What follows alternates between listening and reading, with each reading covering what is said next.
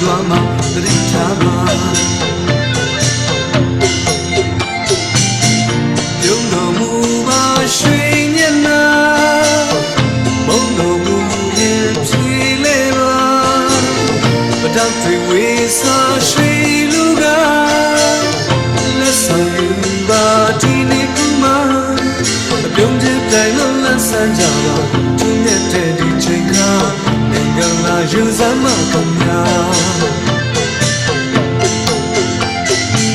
နောင်နှစ်ခါတဲ့ချာရဲ့ဝင်းပါပါမျက်နှာရွှေမြတ်တာပုံမထားလို့ဆောင်သားတော်မူပါတော့